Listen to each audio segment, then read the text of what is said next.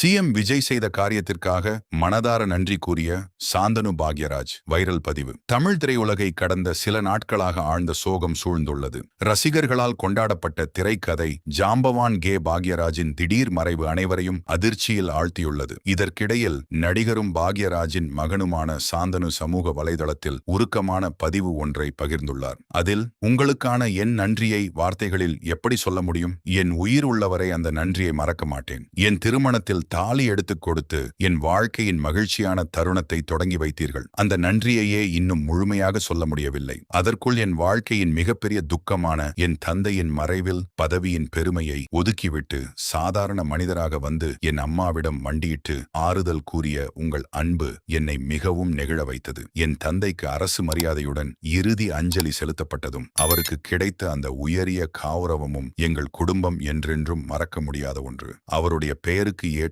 கம்பீரமான மரியாதையை வழங்கிய உங்களுக்கு என் வாழ்நாள் முழுவதும் நன்றி கடன் பட்டிருப்பேன். இப்போதைக்கு வேறு எதுவும் சொல்லத் தோன்றவில்லை. இதயம் கனிந்த நன்றி அண்ணா என்று உணர்ச்சிபூர்வமாக குறிப்பிட்டுள்ளார்.